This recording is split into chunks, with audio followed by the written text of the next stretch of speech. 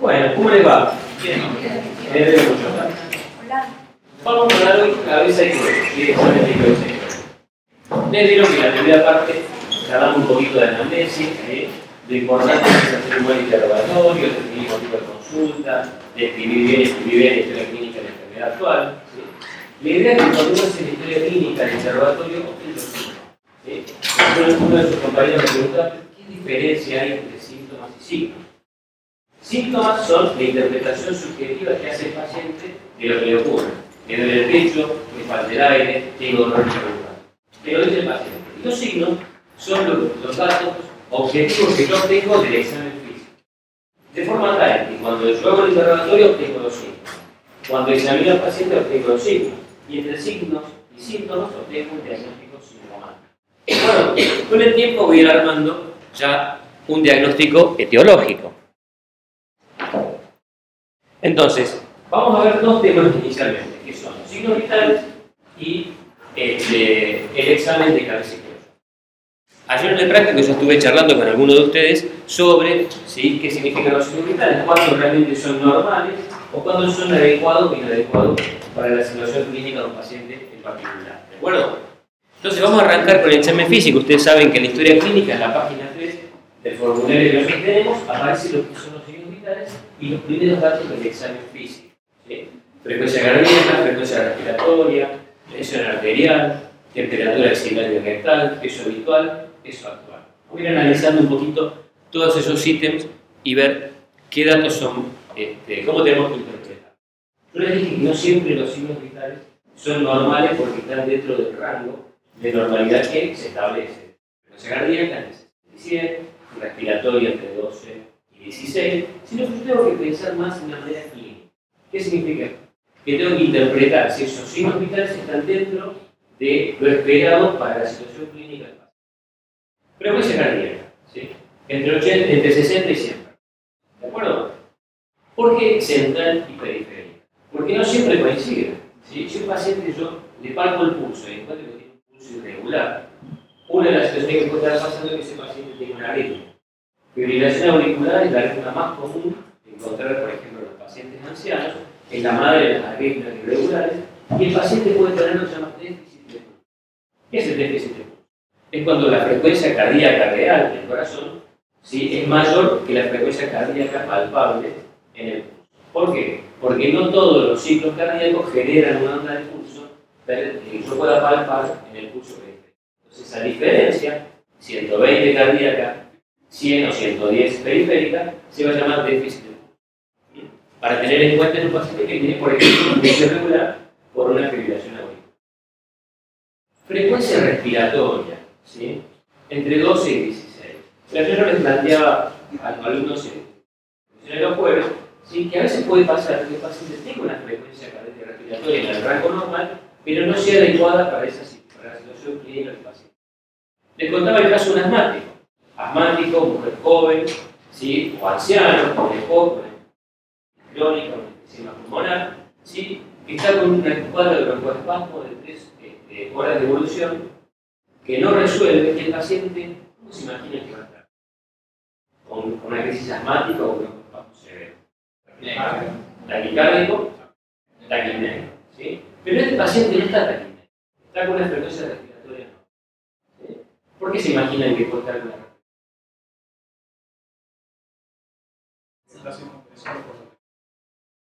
porque está descompensado? ¿Por qué otra cosa le está pasando? ¿Está? Se está fatigando el diafragma. Después de todo, el diafragma es un músculo. ¿Sí? Entonces, después de varias horas de esfuerzo, comienza a disminuir la frecuencia respiratoria por agotamiento. Fíjense que en ese caso, la frecuencia respiratoria es normal, está en el rango normal, pero sin embargo el paciente está peor. En ese caso, la frecuencia respiratoria normal es un signo de alarma. El paciente debiera estar taquipneico. No lo está porque se está agotando. En un paciente joven, el agotamiento muscular del diafragma me puede llevar mucho tiempo, porque tiene mucha reserva cardiopulmonar. Pero en un anciano, con patología cardiopulmonar previa, eso puede ocurrir ¿sí? rápidamente. Sí. ¿Y la historia clínica en ese caso cómo lo consignamos? No, en la historia clínica vos consignás la frecuencia real.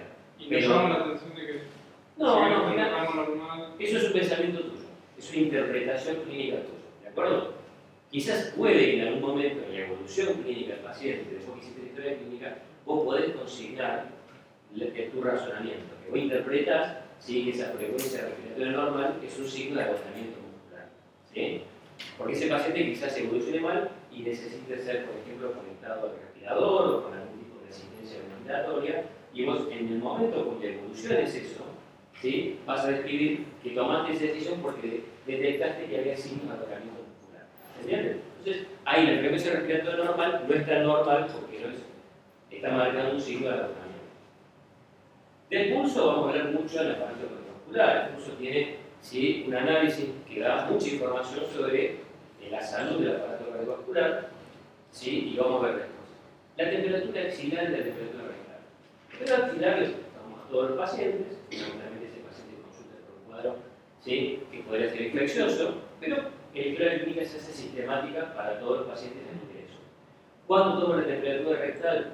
O cuando me resulta muy útil, cuando el paciente consulta por un cuadro abdominal. Una temperatura diferencial mayor a un grado de la axilar y la rectal me puede poner en alerta que el paciente está cursando un cuadro infeccioso en el abdomen. ¿De acuerdo? Entonces, en ese caso, tiene mucho valor. El peso, ayer lo veíamos en el práctico. ¿Cuánto pesa el paciente? Pero ¿cuál es el peso habitual? Puede no coincidir. O sea, el peso actual no sería el peso habitual. El paciente puede haber perdido peso o ganado peso. Si perdió peso, ¿en cuánto tiempo perder peso? ¿Y de cuánta cantidad? Pero puedo perder 2 kilos en 15 días, que perder 20 kilos en 3 meses o 2 meses. Esa pérdida de peso me puede orientar a algún grupo o a algún tipo de patología en particular. Entonces tengo que preguntarme y consignarlo en la historia clínica. Y finalmente el Body Mass Index, el índice de masa corporal, que me va a dar una pauta de cuál es el estado nutricional del paciente cuando yo calculo peso sobre la altura del cuadrado. Acuérdense que valor normal hasta 25, entre 25 y 30 es sobrepeso, más de 30 es obesidad. Ayer también hablamos en el práctico de lo que era la disociación esfingotérmica. ¿Qué es la disociación esfingotérmica? Por cada grado de temperatura corporal, la frecuencia cardíaca aumenta 10 a 15 latidos. Pero en algunas circunstancias eso no ocurre. Habitualmente las infecciones por gérmenes intracelulares.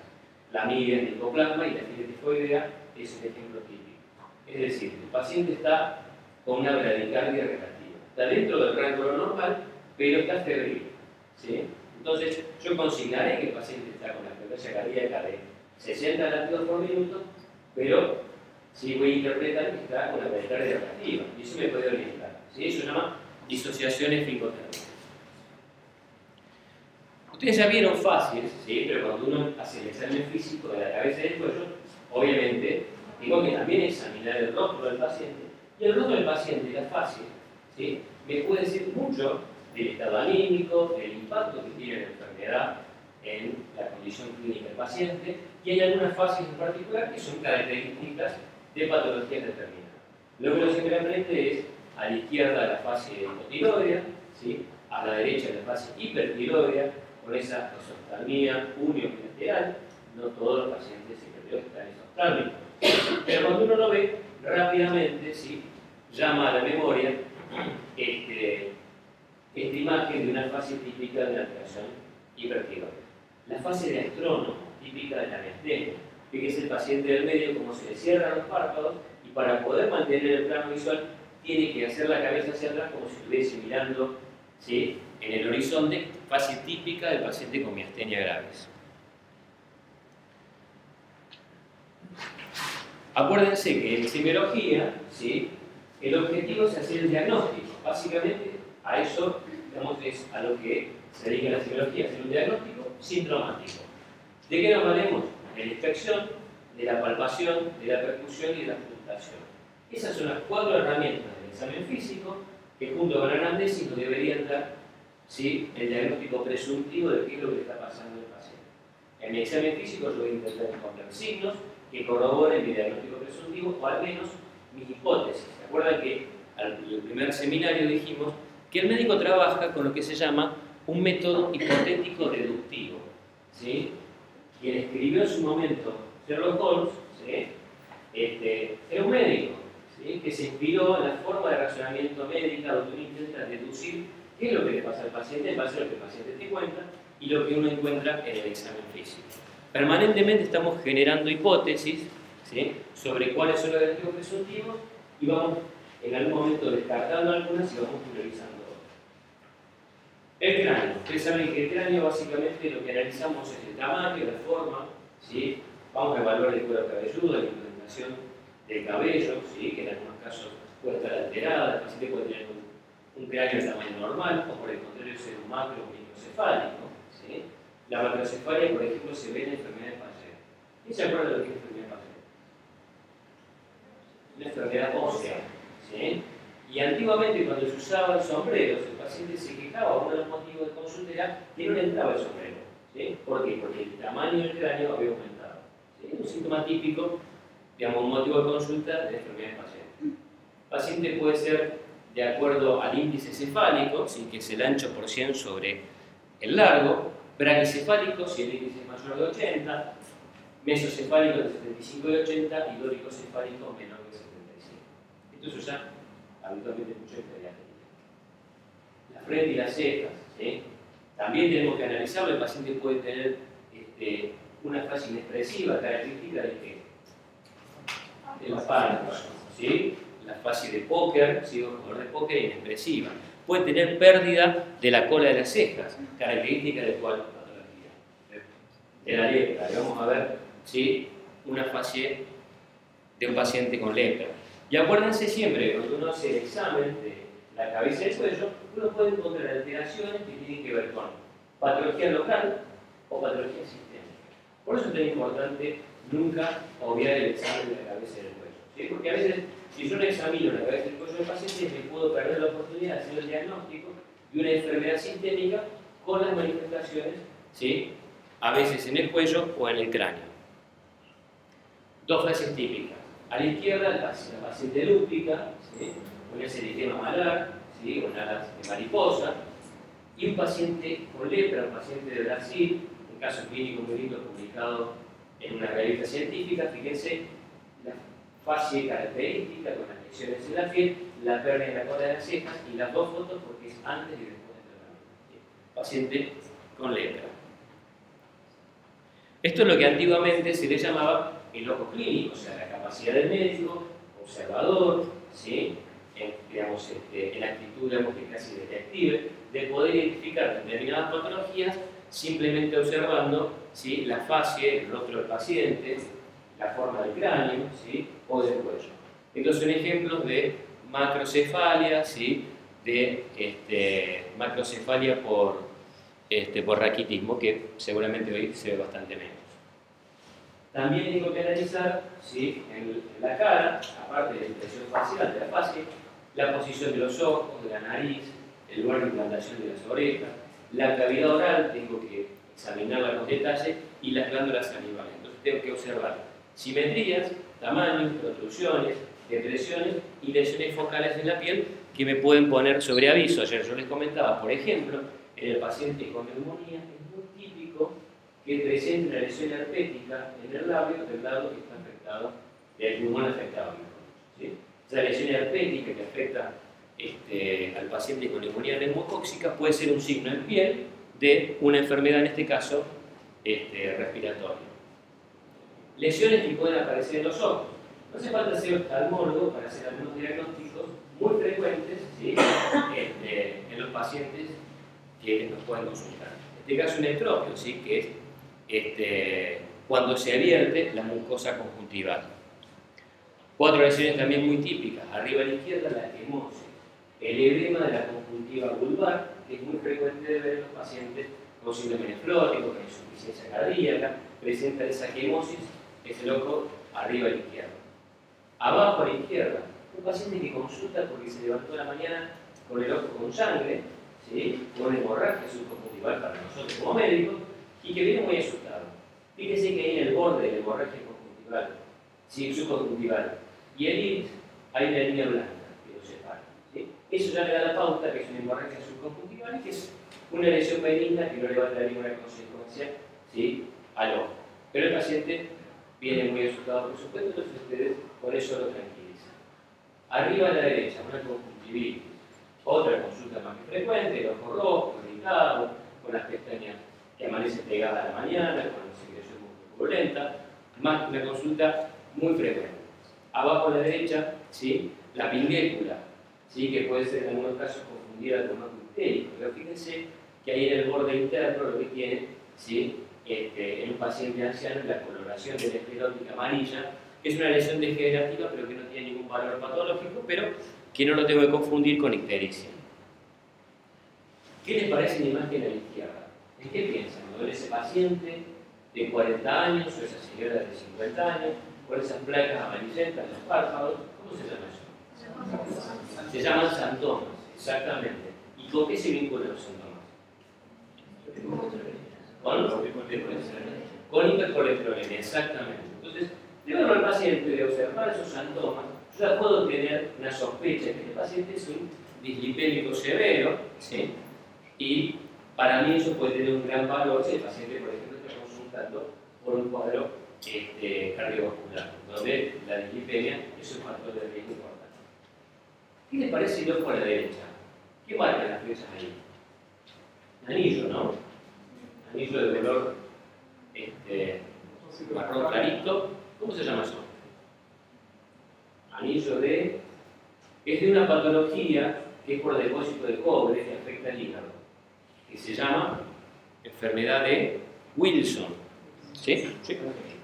La enfermedad de Wilson, ¿sí? Que se caracteriza por depósito de cobre que afecta al hígado, por trastorno metabólico, tiene ese anillo que se llama Kaiser-Fletcher. ¿Sí? Anillo de Kaiser-Fletcher, característico de la enfermedad de Wilson. Todo, fíjense, observando al paciente. Acá no lo hemos tocado, simplemente observamos y describimos, ¿sí? Lo que vemos. Así como no hace falta ser oftalmólogo para hacer algunos diagnósticos oftalmológicos simples, ¿sí? De frecuente consulta, también tengo que examinar nariz, garganta y oído.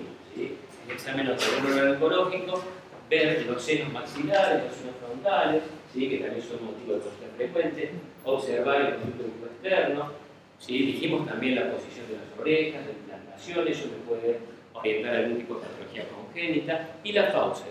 Observar las piezas dentarias, observar la mucosa, porque si yo no lo examino al paciente, ¿sí? Seguramente algún diagnóstico se me puede escapar. Esto se llama rinofilma. El paciente tiene esta nariz.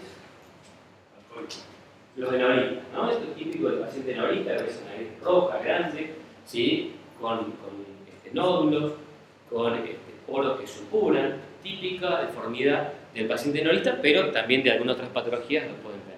Rinofilma. Y tengo que examinar la nariz también por dentro, ¿sí? Si el paciente consulta por una epistaxis, que es el sangrado venoso, ¿sí? De las fosas nasales, a veces el paciente viene muy asustado, con la presión alta, piensa que la causa del sangrado es la hipertensión, muchas veces no tiene nada que ver, se pone hipertenso por el susto que se pega, a veces requiere un taponaje anterior, a veces un taponaje posterior, y hay que examinar, ¿sí? Con una linterna o con algún otro equipo, siempre las fosas nasales.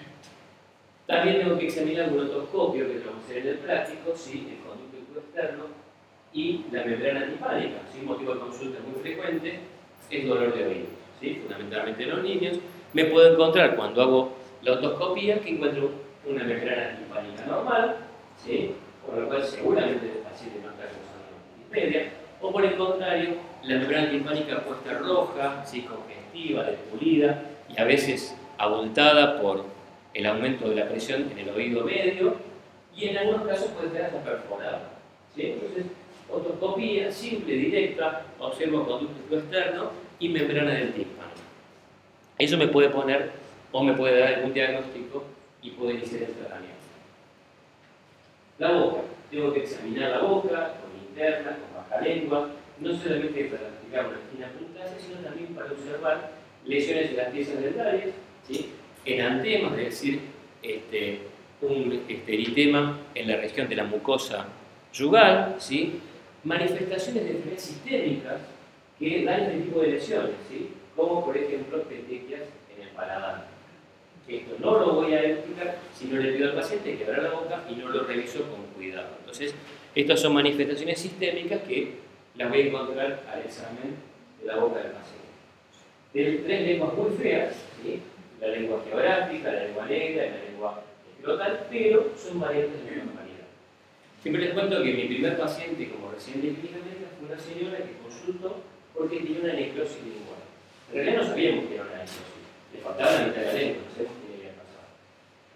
La paciente lo que tenía era una arteritis de células gigantes y una arteritis que afecta la arteria temporal y que también afecta algunas de sus ramas, entre ellas la arteria lingual. Entonces la paciente tenía una necrosis de una hemilengua, ¿sí? Entonces, importante siempre examinar la cavidad real de forma completa. Vamos a hablar un poquito del cuello. Ustedes saben que el cuello, una estructura anatómica relativamente fácil de delimitar topográficamente, ¿sí? Es una estructura muy compleja a su vez. ¿Por qué? Porque transcurren estructuras nerviosas, vasculares, orgánicas. Y fíjense que tiene compartimiento vertebral, compartimiento vascular, compartimiento visceral. Entonces, nunca nos tenemos que olvidar de examinar el cuello con detalle porque es bastante complejo. ¿Qué vamos a observar en el cuello? La forma. ¿Cómo es el cuello normal? Cilíndrico, ¿sí? En algunos pacientes el cuello puede ser más largo, puede ser más corto. Si el cuello corto es muy difícil de examinar. Tengo que evaluar los movimientos en el cuello, es decir, si el paciente en condiciones normales puede desplazar el cuello en 4 posiciones, ¿sí? Tengo que observar si hay ganglios linfáticos. Los ganglios linfáticos pueden ser manifestación de una patología local, piezas dentales, cuero cabelludo, ¿sí? O puede ser manifestación de una enfermedad sistémica, una patología benigna como una mononucleosis infecciosa o una patología tumoral con metástasis en los ganglios linfáticos del cuello, ¿sí? Tengo que evaluar si hay masas o tumores en el cuello o en la glándula tiroides. Una de las partes más importantes del examen del cuello es el análisis, ¿sí? O el examen de la glándula tiroides. Y finalmente tengo que ver los pulsos, ¿sí? Por las estructuras musculares. Tengo que ver el pulso venoso, ¿sí? Y el pulso arterial, aunque eso lo vamos a ver bien en profundidad en aparato cardiovascular. Entonces, normalmente tenemos el cuello de una persona se puede desplazar en 4 direcciones y generar un fenómeno, generar un movimiento de rotación, ¿sí? Hay alteraciones musculoesqueléticas, lo más común, ¿sí? Contracturas cervicales que hacen que el paciente no pueda desplazar el cuello normalmente. La tomatícolis, por ejemplo, sería el ejemplo de un cuadro de contractura cervical a veces grave, a veces con mucho dolor, impotencia muscular. Algunas alteraciones neurológicas causan o flacidez de los músculos del cuello o contractura, rigidez. ¿Sí? Una de las maniobras más importantes en el examen neurológico del paciente es ver si no tiene rigidez de nuca. ¿Sí? ¿Por qué? Porque la rigidez de nuca me habla de irritación meningia. Entonces es un signo muy importante en el examen neurológico. Ya dijimos que cuellos largos y delgados son más fáciles de examinar que los cuellos cortos, ¿sí? Y dijimos también que tenemos que ver los ganglios linfáticos, ¿sí? Ahora vamos a ver por qué, pero los ganglios linfáticos son muchos en el cuello y son varias las cadenas ganglionares que tenemos que evaluar. Tenemos las preauriculares, la temporal, submetoniana, submaxilar, laterocervicales, suboccipitales y supraclaviculares. Vamos a ver también las supraclaviculares por qué son tan importantes. Esta es más o menos la descripción. Van a ver occipitales, ¿sí? Pre y retroauriculares, submaxilares debajo del maxilar, submetonianas debajo del mentón, a los lados del esternocleidomastoide, adelante las superficiales, por detrás las profundas, y finalmente las supraclaviculares, que ahora las vamos a ver un poquito más en detalle. Tengo que examinarlas a todas. Una forma de no olvidarme de ninguna es seguir esta secuencia. Fíjense acá con la línea roja, el gráfico les muestra cómo arrancamos por las occipitales, seguimos por las cervicales anteriores o profundas, de ahí vamos a las cervicales anteriores o superficiales, en el borde anterior del esternocleidomastoide. Después sigo la línea por submaxilares, submetonianas y vuelvo a subir, ¿sí? A pre y retroauricular. De esa forma, ¿sí? Examino al paciente y examino todas las cadenas ganglionares. Como dijimos, algunas pueden ser manifestación de procesos inflamatorios, otras infecciosos, algunos infiltrativos y supurativos, ¿sí? Por ejemplo, cuando se inflaman las enopatías suboccipitales o retroauriculares, habitualmente uno lo primero que busca es una puerta de entrada, ¿sí? Proceso infeccioso en el cuero cabelludo, ¿sí? Submentoniano y submaxilar, habitualmente pienso en infecciones de las piezas dentales, ¿de acuerdo? Pero ¿qué pasa cuando lo que tengo son adenopatías supraclaviculares? lo que clásicamente se describe como gánglios de Virchow o gánglios de Toussaint, ¿sí? Según algunos estudios, entre el 60 y el 80% de los pacientes que tienen adenopatía supraarticular son pacientes que tienen patología tumoral. Por eso es muy importante siempre examinar, ¿sí?, los huecos supraarticulares. En general, se suele decir que los ganglios supraarticulares derechos corresponden a tumores de pulmón o de mama, porque en general son homolaterales, y los del lado izquierdo corresponden al aparato digestivo. Pero el aparato digestivo puede dar metástasis del mismo lado o contralaterales o bilaterales. Ahora, ¿cómo hago yo para distinguir si una adenopatía benigna y una adenopatía maligna? ¿Bien? Bueno, esas son algunas de las características que yo puedo evaluar. Por ejemplo, los ganglios benignos duelen, ¿sí?, ya sea en forma espontánea o a la palpación. Cuando yo examino al paciente, el paciente me dice que le genera dolor. Eso es un signo de benignidad. Por el contrario, la adenopatía tumoral no duele. El tamaño, mientras más grande es el ganglio, mayor es la probabilidad de que esa adenopatía, ¿sí?, sea de origen tumoral. En algunos casos puede haber un conglomerado ganglionar, es decir, múltiples ganglios que se fusionan, ¿sí? Eso era muy frecuente en lo que era la escrófula, ¿sí?, que es adenopatías cervicales por la tuberculosis, y en algunos casos podían inclusive hasta fiscalizar hacia la piel, ¿sí?, y generar una supuración. Son móviles los benignos, es decir, cuando yo los intento los palpo, ¿sí?, veo que se desplazan libremente debajo de los dedos, ¿sí?, que no los puedo agarrar, si se quiere, ¿sí? En cambio, los tumorales están adheridos a los planos. Yo los intento mover, los intento desplazar, y cuando los desplazo, también desplazo el tejido, ¿sí?, circundante, es decir, infiltran en los planos profundos. Los ganglios benignos son planos, ¿sí? O normalmente tienen, digamos, un aumento de la consistencia muy discreto. Por el contrario, si el ganglio es duro, pétreo o gomoso, yo ya pienso más, me oriento a pensar en patología tumoral. ¿De acuerdo? Si bien la medicina, digamos, no es matemática, hace algunos años se propuso un score que simplemente se los muestro como para que ustedes se orienten cómo estos scores a veces en la clínica nos pueden ayudar a establecer la probabilidad de una patología o no. En este caso, este score de ganglios linfáticos me ayuda a decidir si la patología asociada a la adenopatía es una patología seria o no. Fíjense, más de 40 años me suma 5 puntos el score. Si el ganglio es blando, me resta 5 puntos. El tamaño, si es menor a 1 centímetro, lo dijimos que es chiquito, no suma puntos, 0 puntos.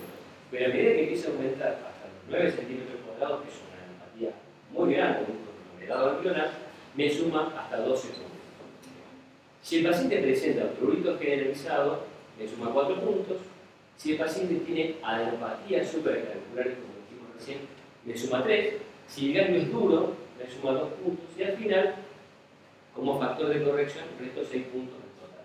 ¿Qué significa esto? Que si el paciente en este score tiene menos 3 puntos, ¿sí?, o menos, prácticamente se excluye que esas adenopatías puedan estar vinculadas a una enfermedad seria. Ahora, por el contrario, si tiene 5, 6 o más de 7 puntos, prácticamente me confirma que este paciente tiene una patología clínica importante, seria, asociada a esas adenopatías. ¿Para qué me sirve esto? Me puede servir para decirle al paciente vaya a su casa tranquilo y vuelve en 15 a 20 días, ¿sí?, a ver si desaparecieron las adenopatías, quizás sin ninguna necesidad de tratamiento, o por el contrario requiere que le una rutina de laboratorio, una placa de tórax, ¿sí?, o que lo derive a un médico clínico para que lo continúe estudiando, porque la sospecha de una enfermedad sistémica importante es alta. Estas son imágenes tomadas del Baré, ¿sí?, del Baré Califano. ¿Cómo examino yo las cadenas ganglionares? Fíjense en la imagen de la izquierda del paciente, ¿sí?, perdón, el médico está detrás del paciente, ¿sí? El cuello se examina tanto detrás del paciente como de frente al paciente, o enfrentado al paciente. Fíjense que acá el médico lo que hace es con su mano izquierda lateraliza la cabeza del paciente, tomando desde arriba, y con su mano derecha hace un movimiento de deslizamiento, en este caso ahí en el reborde del maxilar inferior, simplemente intentando palpar, ¿sí?, la adenopatía. Justamente para qué? Para ver si duele, si no duele, si son grandes, de qué tamaño tienen, la consistencia, si están adheridos a planos profundos o no. En la imagen de la derecha, al igual el médico está palpando, ¿sí?, las retroauriculares. Maniobras muy sencillas, pero que nunca nos tenemos que olvidar de hacer. A veces no se falta ni palpar a un paciente para darse cuenta que tiene ganglios. Fíjense acá una foto de una paciente joven con adenopatía, ¿sí?, occipitales y cervicales posteriores. Dijimos que no nos tenemos que olvidar nunca de examinar, ¿sí?, el hueco supraclavicular, porque el hueco supraclavicular o las adenopatías sobre el hueco supraclavicular nos puede hablar de ganglios de origen tumoral. Fíjense acá el médico está desde atrás del paciente y con sus dedos está explorando en profundidad ambos huecos supraclaviculares para hacer el diagnóstico de adenopatía. Acuérdense, estos ganglios pueden estar vinculados a patología tumoral en un alto porcentaje de pacientes, entonces es muy importante, ¿sí?, que los examinemos. Este paciente consultó a la guardia porque tenía fiebre o febrícula, congestión, ¿sí?, tenía secreción mucoesquelética por la nariz y seguramente en el interrogatorio el diagnóstico presuntivo va a ser que este paciente tiene una sinusitis. Bueno, ahora yo voy a buscar un signo que me demuestre que este paciente tiene una sinusitis. Y estamos haciendo acá es buscando un punto doloroso, ¿sí? El médico con el pulgar está a veces percutiendo, otras veces simplemente generando compresión en los senos frontales o en el seno maxilar, y en un paciente que tiene una sinusitis esto genera intenso dolor. Otra maniobra que también es muy común que tengamos que realizar en un paciente, ya sea que es un paciente con antecedentes de glaucoma o no, con algún tipo de síntomas, alteraciones visuales y demás, es palpar, ¿sí?, el globo ocular, en este caso con los dos índices, y acá estoy evaluando de frente al paciente la presión intraocular.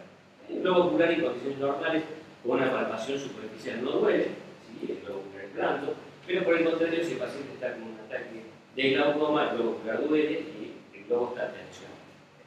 Otra maniobra que se puede hacer, que es muy similar a esta, es el estímulo vagal, ¿sí?, con la compresión de los globos oculares. Ustedes saben que hay pacientes que responden al masaje del seno carotidio cuando tienen una arritmia supraventricular, y a veces cuando no responde al masaje, uno puede intentar la compresión del globo ocular, que también genera una descarga vagal importante, y hay pacientes que responden. Dijimos que en el cuello hay estructuras musculares, ¿sí?, arteria carótida. ¿Sí? Acá la voy a palpar a la arteria carótida, porque este paciente puede tener inclusive visualmente un pail arterial. ¿Sí? El pail arterial es cuando un paciente que tiene insuficiencia aórtica tiene un latido aórtico evidente, voy a palparlo, o simplemente puede ser un paciente que está en la guardia hipotenso, no le palpo el pulso periférico y voy a buscar el pulso a nivel central, a nivel de la arteria carótida. Fíjese acá el médico está palpando con los tres dedos medios el borde interno del esternocleidomastoideo, ¿sí?, y palpando la arteria carótida. Otra arteria que yo tengo que palpar es la temporal. Por ahí les conté que el caso de mi paciente que tenía una arteritis en la temporal, ¿sí?, o enfermedad de Horton, esta señora tenía como un cordón indurado, doloroso, que era la arteria temporal infiltrada, ¿sí?, que se podía palpar muy bien. También se puede palpar en condiciones normales. Siempre hay que acordarse de palpar la arteria temporal, y si un paciente está hipotenso pero tiene pulso en la arteria temporal, seguramente tiene por lo menos 60 milímetros de mercurio sistólica, y es un dato que a veces me puede ser útil cuando estoy viendo un paciente laboral. Nunca hay que olvidarse de apuntar el cuello, ¿sí? La puntuación del cuello es parte del examen cardiovascular y por supuesto también de cabeza y cuello, ¿sí? Puede ser que el paciente cuando yo le apoyo la bilateral en el estetoscopio detecte un soplo sistólico, ¿sí? A veces puede ser diastólico o sistodiastólico. Siempre el componente diastólico a uno le cuesta más ocultarlo, es más fácil el sistólico. Y en algunos casos eso puede ser manifestación de ¿qué? Puede ser manifestación de que hay una enfermedad carotídea, una obstrucción carotídea, o simplemente es un soplo propagado desde el corazón. ¿Sí?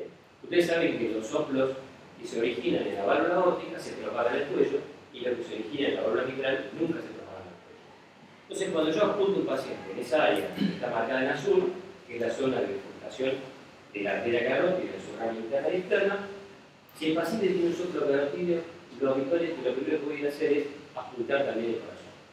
Si tiene un soplo aórtico, seguramente es un soplo propagado, y si no tiene soplo cardíaco, es muy probable que el paciente lo que tenga, ¿sí?, es una obstrucción en la arteria, o en alguna de las ramas de la arteria carótida. También hay soplos venosos, pero que en general son diastólicos y son mucho menos frecuentes que ocultados. ¿Por qué es importante esto? Porque a lo mejor el paciente vino a la consulta simplemente porque vino con la presión alta, pero yo lo examiné y le puse un soplo. Eso me puede poner sobre la pista de una enfermedad carotídea, ¿sí?, obstructiva, que quizás me permita adelantarme a que el paciente de haga una ACV. ¿Sí?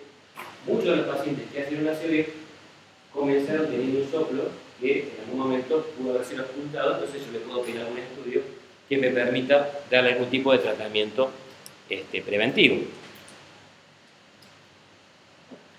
Perfecto.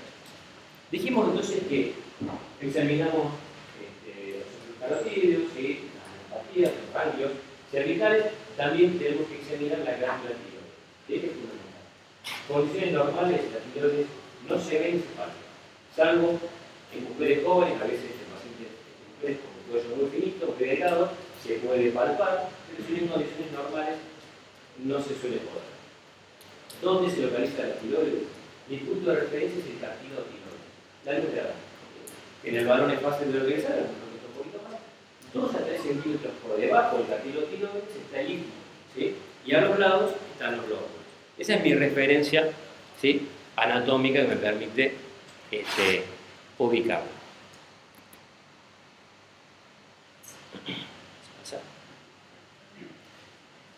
Comienzo palpando al paciente desde atrás. Me posiciono atrás del paciente, ¿sí?, y voy a comenzar a hacer alguna de las maniobras que vamos a aprender de palpación de la tiroides, ¿sí? Y lo primero que hago con el paciente es le digo que flexione un poquito el cuello, que baje el mentón para que se relaje el esternocleidomastoideo y me permita, ¿sí?, palpar mejor la glándula. ¿Qué hago yo?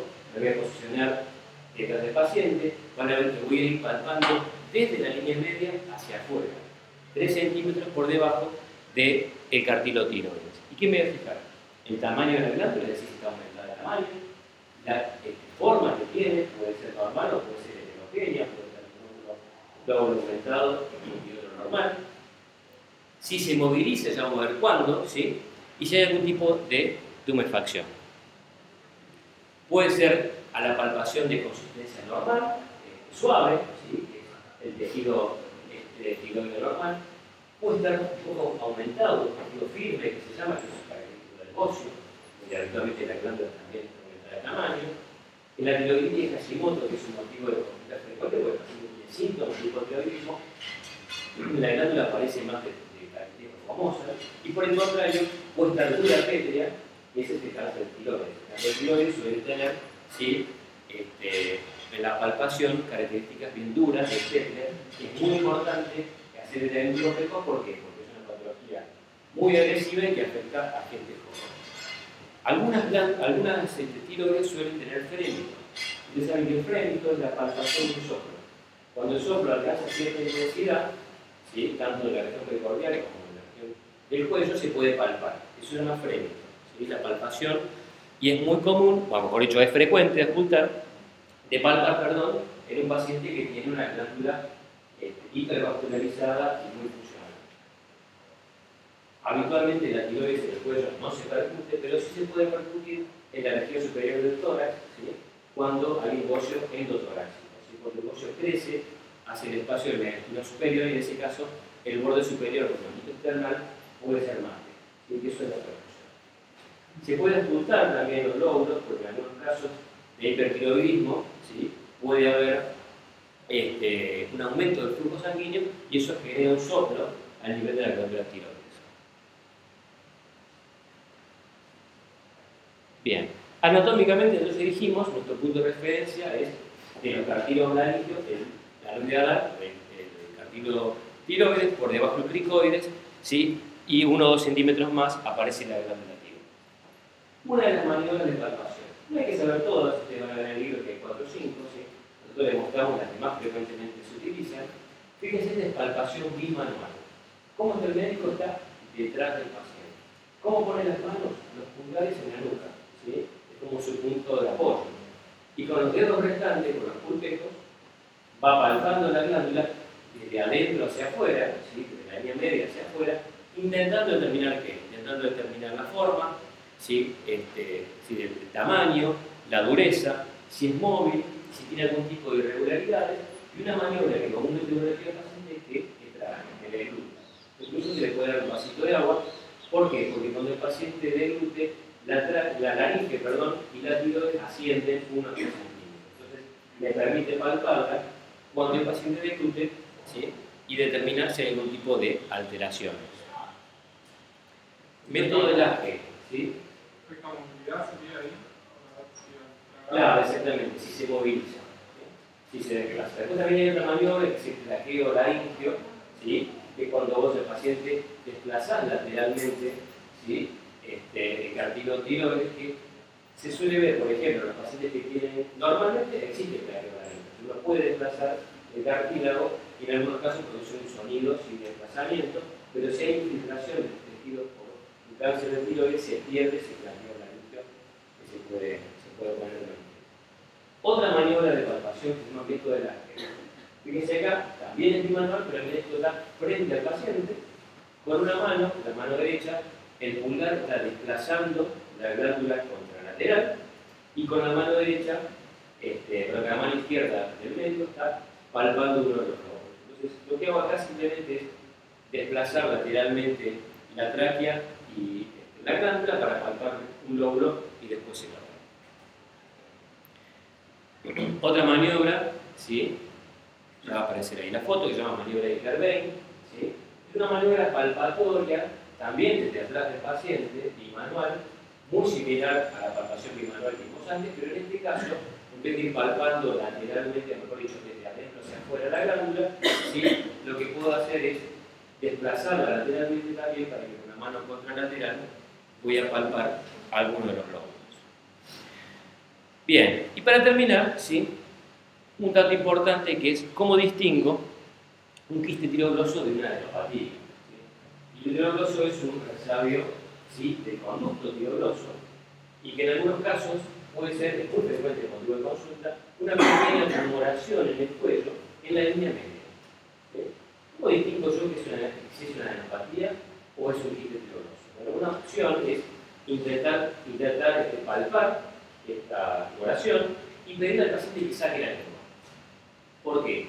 El conducto tiroidoso estaba originalmente fijo a la base de la lengua. Por lo tanto, cuando el paciente saca la lengua, si es un quiste tiroidoso va a ascender y si es una adenopatía, pierde su lugar. Herramientas, formas de distinguir, en este caso en el examen físico, un quiste tiroidoso de una adenopatía. Bueno chicos, terminamos acá. Si se queda en su lugar, vos pensás que es una adenopatía o otro tipo de lesión, pero no un quiste tiroidoso.